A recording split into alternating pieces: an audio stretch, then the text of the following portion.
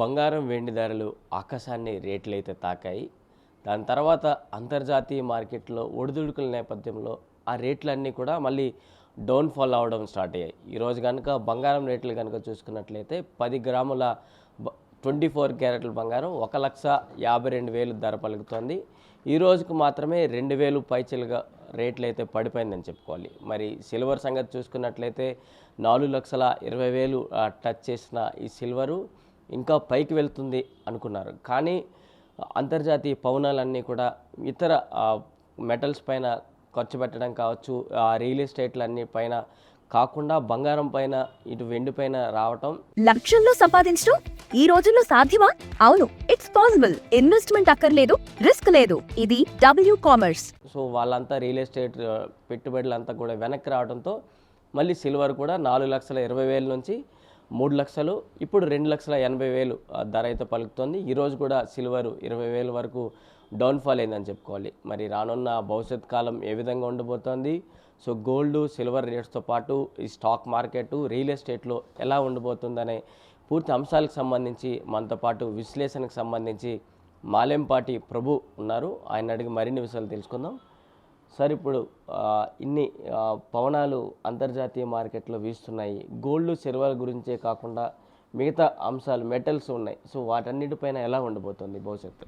అంటే పెరగటం బాగా పెరిగింది కదా, విపరీతంగా పెరిగింది. ఎప్పుడైనా సరే ఏ మెటల్ అయినా, ఏ ఈక్విటీ అయినా ఎక్స్ట్రాఆర్డినరీగా పెరిగినప్పుడు, ఎక్స్ట్రీమ్గా పెరిగినప్పుడు, ఇప్పుడు ఆర్ఎస్ఐ అబోవ్ 90 ఉన్నప్పుడు ఎక్కడో చోట ప్రాఫిట్ బుకింగ్ రీట్రేస్మెంట్ అనేది సర్వసాధారణం. వస్తేనే బెస్ట్. ఎందుకంటే రాలేదనుకోండి, ఇప్పుడు కొత్తగా ఉన్నవాళ్ళు ఇప్పుడు 3.5 4 దాటుతుంది, ఎక్కడ కొనాలి? కొత్తగా వచ్చేవాళ్ళు ఎక్కడ కొనాలి?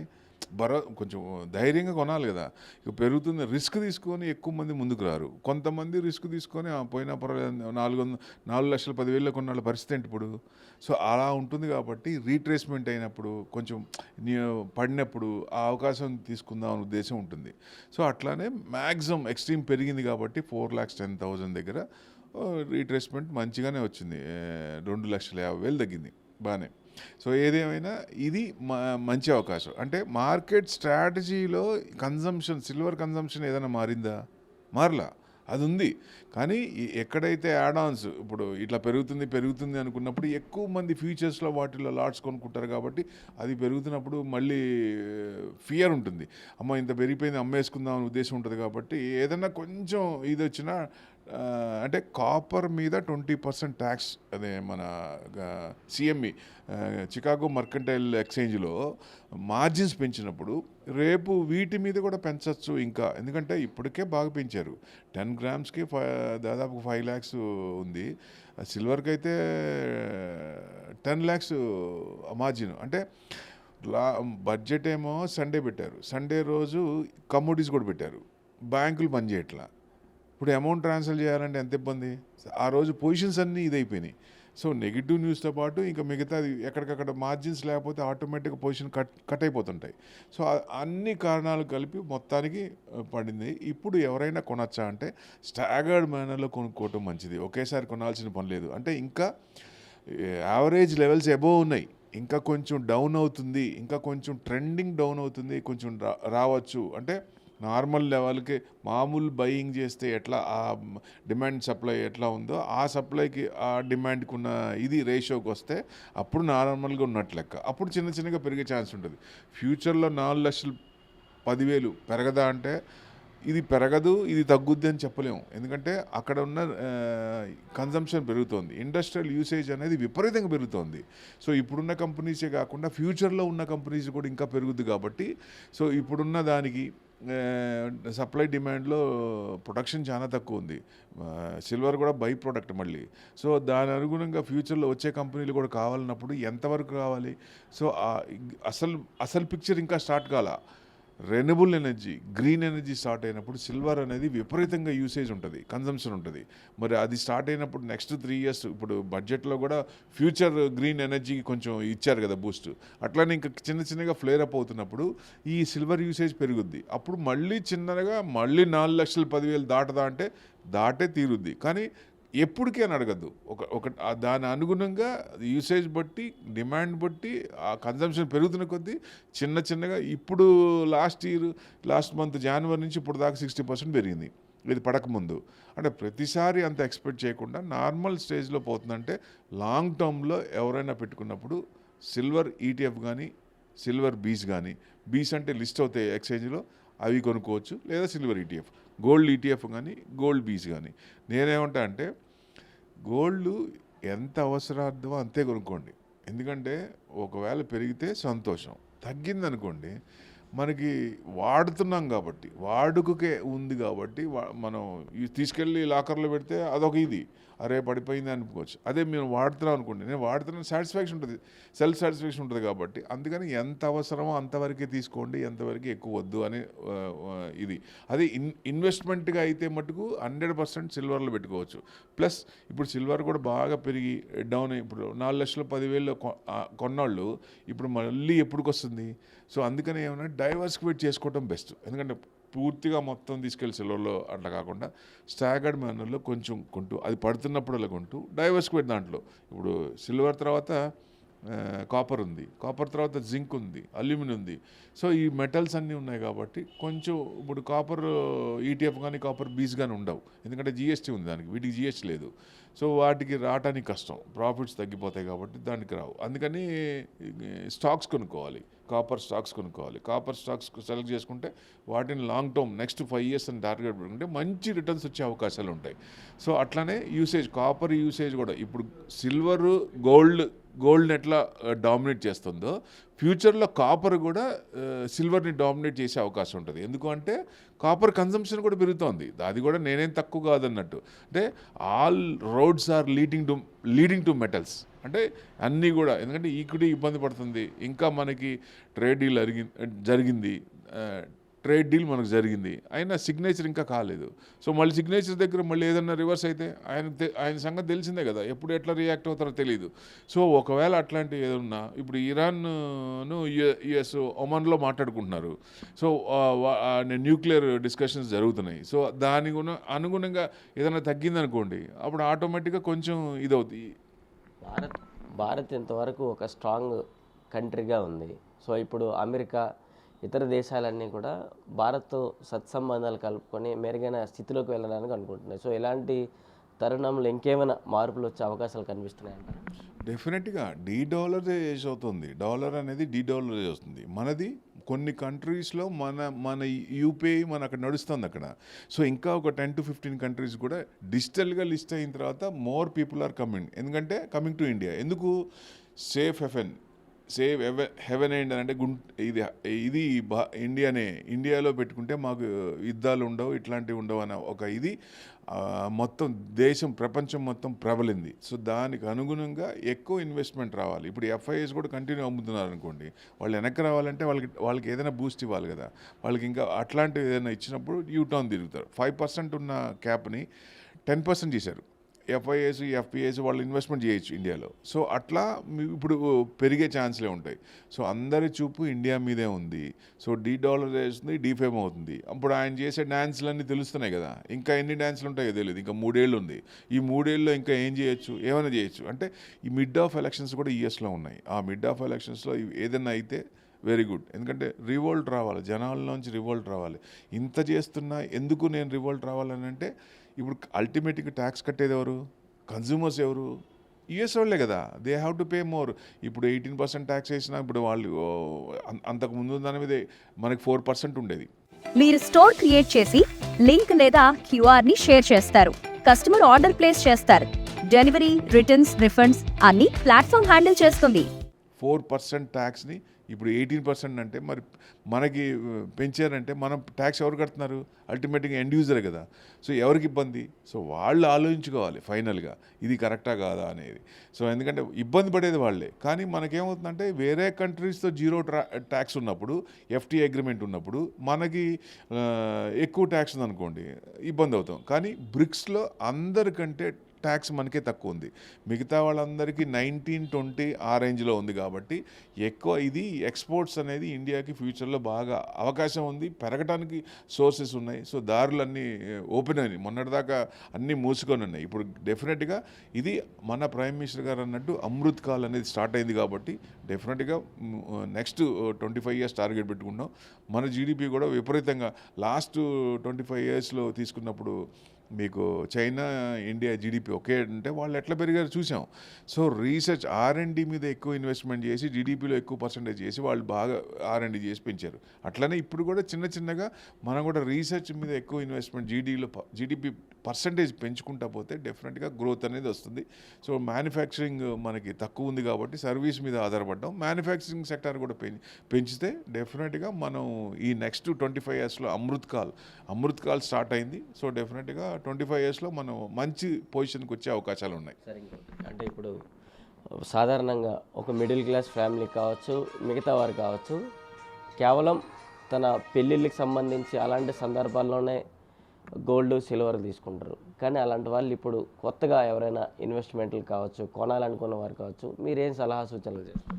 ఇప్పుడు ఎవరైనా సరే గోల్డ్ అయినా ఏదైనా కొనాలనుకుంటే కొంచెం ట్రెండింగ్ కొంచెం డౌన్ ఉంది, ఇంకొంచెం తగ్గచ్చు. ఇప్పుడు పెళ్ళి ఉందండి, ఇప్పుడు నెక్స్ట్ ముహూర్తాలకి పెళ్ళి ఉంది, కొనాలి. ఫస్ట్ ఆడవాళ్ళకి ప్రీసియస్ మెటల్ ఫస్ట్ ఏం చేస్తారు, ఏది కొంటారు, ముందు గోల్డే కొంటారు. గోల్డ్ కొన్న తర్వాతే మిగతా వాటికి అలాట్మెంట్ చేస్తారు. సో అందుకని ఇమీడియట్ అంటే తప్పదు వాళ్ళకి. ఎంతున్నా 3 లక్షలు కాదు, 4 లక్షలు కాదు, 5 లక్షలు కొనాల్సిందే. సో అవసరం. ఇప్పుడు టైం ఉంది, 1 ఇయర్ టైం ఉంది. గోల్డ్ షాప్లో మీరు 11 మంత్స్ స్కీమ్స్ ఉంటాయి. దాని ప్రకారంగా మీకు 1 ఇయర్ తర్వాత ఎంత కావాలో అంత ఇప్పటి నుంచే మంత్ వైజ్ ఎక్రూట్ చేసుకోండి. ఎందుకంటే పడింది అనుకోండి, సపోజ్ ఇక్కడ నుంచి పడుతుంది, లోవర్ లోస్లో వస్తాయి. లోవర్ లోస్లో వచ్చినప్పుడు మనకు కొంచెం సాటిస్ఫాక్షన్ వస్తుంది.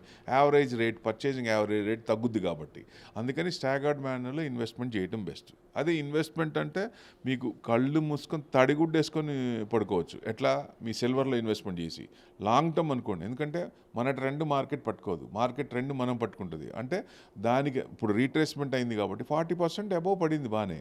సో ఇప్పుడు మరీ ఇంకెక్కువ ఏమది కాదు కదా. ఏదైనా జియోపొలిటికల్ కన్సర్న్స్ ఏదన్నా మారినప్పుడు, పాజిటివ్గా వచ్చినప్పుడు, అప్పుడు ఈక్విటీ కొంచెం పెరిగినప్పుడు కొంచెం తగ్గే ఛాన్స్ ఉంటుంది.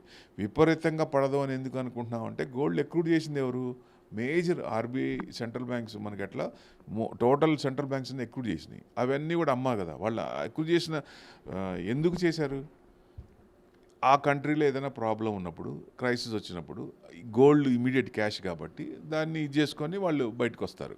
సో దాని అనుగుణంగా ఎక్కువ చేస్తారు. అంటే ఒకేసారి ఇప్పట్లో గోల్డ్లో ఎక్కువ మంది అమ్మే ఛాన్స్ లేదు. అంటే రిటైల్ పీపులే పర్సంటేజ్ కొంచెం ఉన్నప్పుడు మార్కెట్ ట్రెండ్ని బట్టి వాలటాలిటీ న్యూస్ డ్రివెన్ కాబట్టి పాజిటివ్ అయితే positive, negative plus or minus ఈ రేంజ్లోనే ఉండొచ్చు. కానీ పెద్ద పడకపోవచ్చు. కొంతమంది 1,00,000కి వస్తుంది అప్పుడు కొనుక్కుందాం, లేకపోతే 90,000కి వస్తుంది అప్పుడు కొనుక్కుందాం అంటే అంతవరకు రాకపోవచ్చు. ఎప్పుడైతే సెంట్రల్ బ్యాంక్స్ మొత్తం అమ్ముతాయో అప్పుడు ఛాన్స్ ఉంది అందరూ ఒకేసారి అమ్మితే. ఎందుకంటే కొనేటప్పుడు డిఫరెంట్ లెవెల్స్లో కొంటాం, బట్ అమ్మేటప్పుడు ఏదైనా న్యూస్ ఉన్నప్పుడు అందరూ ఒకేసారి అమ్ముతారు. అప్పుడు ఏదైనా రావచ్చు, కానీ మామూలుగా అయితే అంత 10-20% మ్యాక్సిమం. సో ఇప్పుడు 40% సిల్వర్ పడింది, 44 ప్లస్. సో ఇది కూడా మ్యాక్సిమం 18% దాకా పడి మళ్ళీ కొంచెం అక్కడ కన్సాలిడేషన్ అవుతూ ఉంది. సో మళ్ళీ ఫ్యూచర్లో చిన్నగా ఇదంటే ఇష్యూస్ బట్టి, గ్లోబల్ ఇష్యూస్ నెగిటివ్గా ఉన్నప్పుడు, గ్లోబల్ కన్సర్న్స్ ఏదన్నా ఉన్నప్పుడు అప్పుడు మెటల్స్లో పెరుగుతాయి. ఎందుకంటే సేఫ్ హెవెన్ అంటే ఏంటి, 7-8% మినిమం గ్యారంటీ ఉంటుంది. అంటే మొన్నటిదాకా గోల్డ్ ఉండేది, ఇప్పుడు సిల్వర్ కూడా సేఫ్ హెవెన్కి వచ్చేసింది 7-8%. సో అందుకని మన పోర్ట్ఫోలియోలో 5-10% లేదా మ్యాక్సిమం 15% ఈ వీటికి కూడా అలాట్మెంట్ చేస్తే మంచిది. ఎందుకంటే మ్యూచువల్ ఫండ్స్ ఇక ముందు మ్యూచువల్ ఫండ్స్ వచ్చేవి కూడా వాళ్ళు 10% ఈ మెటల్స్కి ఇన్వెస్ట్మెంట్ చేస్తున్నారు, డైవర్సిఫైడ్ చేస్తున్నారు. ఎప్పుడు చేయండి, అసలు పర్మిషన్ ఇవ్వండి, గవర్నమెంట్ పర్మిషన్ ఇస్తేనే ఇన్వెస్ట్మెంట్ చేయాలి. చైనాలో అలాంటి వాళ్ళు మ్యూచువల్ ఫండ్స్లో మెటల్స్కి పర్మిషన్ ఇచ్చారు. సో వాళ్ళు బయింగ్ కూడా గవర్నమెంట్ కూడా విపరీతంగా కొనింది, గోల్డ్ సిల్వర్ కూడా కొంటున్నారు. సో అట్లా దాని అనుగుణంగా డెఫినెట్గా వాళ్ళు మ్యూచువల్ ఫండ్స్లో 10% పర్మిషన్ ఇచ్చారు కాబట్టి వాళ్ళు ప్రతి ఫండ్లో కూడా మెటల్స్ యాడ్ చేసుకుంటున్నారు, డైవర్సిఫైడ్. అంటే చిన్నగా డిమాండ్ పెరుగుతుంది కాబట్టి ఫ్యూచర్లో మళ్ళీ పెరుగుతాయి. కానీ మనం అనుకొని నాకు సంవత్సరంలో రావాలి, 6 నెలల్లో రావాలంటే రాదు. సో దానికి మనకు మంచి ఇది కన్జంప్షన్ ఉంది కాబట్టి, డిమాండ్ ఉంది కాబట్టి మనకి మంచి రేట్లో కొంచెం ఒకేసారి పెట్టకుండా, మనం 1,00,000 పెడదాం అనుకున్నప్పుడు ఒక 25% పడినప్పుడు ఒక 20%, మళ్ళీ ఇంకో 25% పడినప్పుడు ఇంకో 20%, అట్లా చేసుకుంటే సపోజ్ బై ఛాన్స్ ఏదైనా కిందకు వచ్చినప్పుడు దానికి మనకు ఉపయోగపడుతుంది. సరే, ఇప్పుడు ఇండియా కనుక చూసుకున్నట్లయితే మేక్ ఇన్ ఇండియా ఒక సబ్జెక్టులు ప్రోగ్రాములతో ముందుకు వస్తున్నారు. సో దీని ద్వారా గోల్డ్ సిల్వర్ పైన ఏ విధంగా మార్పులు వచ్చే అవకాశాలు కనిపిస్తున్నాయి? ఇప్పుడు మ్యానుఫ్యాక్చరింగ్ సెక్టర్ పెరగాలి. మేక్ ఇన్ ఇండియా అంటే India products all over the world వెళ్తున్నప్పుడు, అంటే ఈ గోల్డ్ సిల్వర్ అనేది మామూలుగా మైనింగ్ నుంచి వచ్చేది. సో మనం బయట నుంచి తెప్పించుకునేది, మన దగ్గర ఇంటర్నేషనల్ ఎఫెక్ట్సే పడతాయి. సో $121కి వెళ్ళి అక్కడి నుంచి 5,600 ఆ రేంజ్ నుంచి కిందకు వచ్చినాయి. సో అట్లానే ఉంటాయి కాబట్టి సో డెఫినెట్గా మళ్ళీ చిన్నగా పెరగచ్చా అంటే ఈ మ్యానుఫ్యాక్చరింగ్ సెక్టర్ పెరిగినప్పుడు అవి కొంచెం మెటల్స్ కొంచెం స్లోనే ఉంటాయి, విపరీతంగా ఉండవు. ఏది గోల్డ్. అదే సిల్వర్ అయితే కన్జంప్షన్ ఉంది కాబట్టి చిన్నగా స్టెప్ బై స్టెప్ పెరిగే ఛాన్స్లే ఉంటాయి. ఎందుకంటే స్టాక్స్ కూడా చూసాం కదా, చిన్నగా లాంగ్ టర్మ్లో నెక్స్ట్ 5 years అని పెట్టుకుంటే, ఎందుకంటే ఇన్స్టెంట్గా కొన్నమ్మటే నాకు ప్రాఫిట్ రావాలి లేదా 1 yearలో రావాలి అనుకోకుండా, ఇది మనకి ఆ ఎక్సెస్ అమౌంట్ ఏదైతే ఉందో ఆ అమౌంట్ తీసుకొచ్చి దీంట్లో పెట్టి ఒక 5 years టార్గెట్ పెట్టుకుంటే డెఫినెట్గా మంచి రిటర్న్స్ వచ్చే ఛాన్స్ ఉంటుంది. ఎందుకంటే make in India programme, make in India దాని డెవలప్మెంట్ బాగా ఉంది కాబట్టి ఫ్యూచర్లో ఇంకా ఎక్కువ ఛాన్సెస్ ఉంటాయి. ఛాన్సెస్ ఉన్నప్పుడు ఇప్పుడు మీరు గోల్డ్ సిల్వర్ చూస్తే అనుకోండి, సిల్వర్లో ఆర్నమెంట్స్ కూడా బాగా పెరుగుతున్నాయి కదా విపరీతంగా. ఒకప్పుడు నానుడు ఏంటి, గోల్డ్ షాప్ అని, ఇప్పుడు చూడండి సిల్వర్ షాప్స్ వస్తున్నాయి. సో ఎక్కువ ఆర్నమెంట్స్ కూడా సిల్వర్లో వచ్చేస్తున్నాయి కాబట్టి ఫ్యూచర్లో బ్రహ్మాండంగా ఉండే అవకాశాలు ఉన్నాయి. కానీ ఇన్స్టెంట్గా ఇబ్బంది పడ్డా లాంగ్ రన్లో చిన్నగా కొంచెం ఈ ఈక్విటీ పెరుగుతున్న కొద్దీ ఆ మెటల్స్ కూడా కన్జంప్షన్ బట్టి కొంచెం చిన్నగా పెరిగే ఛాన్సులే ఉన్నాయి. సార్ ఫైనల్ సార్, ఇప్పుడు ప్రపంచంలో నెలకొన్న ఈ యుద్ధ వాతావరణం అంతా కూడా ఒక శాంతియుతంగా మారితే ఈ గోల్డ్ సిల్వర్ ప్రైస్లు మళ్ళీ తగ్గుతాయా అనే వార్తలు కూడా వస్తున్నాయి. సో దానికి మీరేమంటారు? ఇప్పుడు అసలు ఇవన్నీ పెరగడానికి మెయిన్ 2 కారణాలు. ఒకటి యుద్ధాలు, 2 ట్రేడ్ డెఫిసిట్ ఉంది కాబట్టి ట్యాక్స్ వేసి నేను ఇది చేసుకుంటానని. మెయిన్ వార్లన్నీ తగ్గితే ఇది ఏదైతే ఎక్స్ట్రీమ్ ఎక్స్పోనెన్షియల్ ఉందో ఆ ఎక్స్పోనెన్షియల్ ఉండకపోవచ్చు. అండ్ మామూలు గ్రోత్ అనేది ఉంటుంది, అది ఎక్కడికి పోదు, కన్జంప్షన్ అనేది ఉంటుంది. సో ఈ రిటైల్ పర్సంటేజ్ కూడా ఉంటారు, వాళ్ళు కూడా 144 కోట్లు. మరి గోల్డ్ యూసేజ్ పెరుగుతుంది కదా, జనాలు పెరుగుతున్న కొద్దీ యూసేజ్ పెరుగుతుంది, అది చిన్నగా పెరుగుతుంది. అంటే ఇంత పెరగడానికి ఎందుకంటే ఎక్స్ట్రీమ్ సమ్ పాయింట్స్ ఉంటాయి కాబట్టి సెంట్రల్ బ్యాంక్స్ బయింగ్ గోల్డ్, అందుకని పడట్లా. సో అట్లానే ఈ ఇండస్ట్రియల్ యూసేజ్ అంటే ప్రీషియస్ మెటల్తో పాటు ఇండస్ట్రియల్ యూసేజ్ కూడా ఉంది దీనికి, సో సిల్వర్కి. సో దానికి అనుగుణంగానే ఎక్కువ ఇండస్ట్రియల్ యూసేజ్ పెరుగుతున్న కొద్దీ అది తగ్గేదేలే, అది పెరుగుతూనే ఉంటుంది. కానీ కొంచెం మధ్యలో వన్ సైడే ఉండదుగా, అప్ అండ్ డౌన్స్ ఉంటాయి కాబట్టి, రీట్రేస్మెంట్ ఉంటాయి కాబట్టి ఏదైనా కొంచెం రీట్రేస్మెంట్ అయినప్పుడు భయపడాల్సిన పని లేదు. ఎక్రూట్ చేసుకొని లాంగ్ టర్మ్ పెట్టుకుంటే మంచి రిటర్న్స్ వచ్చే ఉంటుంది. మెయిన్ యుద్ధాలు ఆగిపోవాలండి. యుద్ధాలు ఆగిపోతే అన్నిటికీ కారణం. ఇప్పుడు యుక్రెయిన్ రష్యా వార్ ఉండబట్టే కదా మనం ఆయిల్ కొంటుంటే మీరు ఇండియా సపోర్ట్ చేస్తుంది, వార్కి సపోర్ట్ చేస్తుంది అనేది. అదే ఆ వార్ ఆగిపోతే మొత్తం యూటర్న్ తీసుకుంటుంది, అన్నీ తిరిగిపోతాయి. సో అప్పుడు ఈక్విటీ పెరిగే ఛాన్స్ ఉంటుంది. అప్పుడు గోల్డ్ కొంచెం నార్మల్గా తగ్గుతూ కొంచెం నార్మల్ చిన్నగా ప్లస్ ఆర్ మైనస్ అట్లా స్టెప్ బై స్టెప్ పెరుగుతూ ఉంటాయి. కానీ విపరీతంగా అంత బాగా పడిపోద్ది అనేది ఎక్స్పెక్ట్ చేయొద్దంట నేను. సో ఇది మొత్తంగా ఇప్పుడు ప్రపంచంలో నెలకొన్న ఈ యుద్ధాలు వాతావరణంతోనే ఈ గోల్డ్ రేట్లు సిల్వర్ రేట్లు అన్నీ కూడా ఇంత అసాధారణంగా గణనీయంగా పెరుగుతున్నాయి, మరోవైపు తగ్గుతున్నాయి. సో ప్రపంచం మొత్తం ఇప్పుడు రష్యా ఉక్రెయిన్ వార్ కావచ్చు, అమెరికా అధ్యక్షుడు ట్రంప్ తీసుకున్న నిర్ణయాలు కావచ్చు, వీటివన్నిటి కూడా ఒక క్లియరెన్స్ కనుక సైలెన్స్గా జరిగితే ఇంత గణనీయంగా పెరగకుండా సాధారణంగా 100ల్లో పెరిగే అవకాశాలు మాత్రమే కనిపిస్తున్నాయి. సో ఇక ఎవరైనా వెండి కావచ్చు, బంగారం కావచ్చు కొనాలి అనే ఉద్దేశాలతో ఎవరైనా ఉన్నట్లయితే లాంగ్ టర్మ్ పద్ధతిలో తీసుకోండి. ఓ 10%, 20% ఇట్లా తీసుకుంటూ ముందుకు వెళ్తే భవిష్యత్తులో ఈ రేట్లు కూడా పెరిగే అవకాశాలు ఉన్నట్లుగా కూడా విశ్లేషకులు మాలేంపాటి ప్రభు అయితే తెలుపుతున్నారు. వీడియో జర్నలిస్ట్ గణేష్తో ప్రశాంత్, RTV హైదరాబాద్ నుంచి. హోమ్ మేకర్ అయినా, కంటెంట్ క్రియేటర్ అయినా, కిరాణా షాప్ ఓనర్ అయినా అందరికీ సమాన అవకాశం. భారతదేశం మొత్తం మీద దాదాపు 25,000 మందికి పైగా W కామర్స్ తో స్టోర్స్ నడుపుతున్నారు. Visit www.wcommerce.store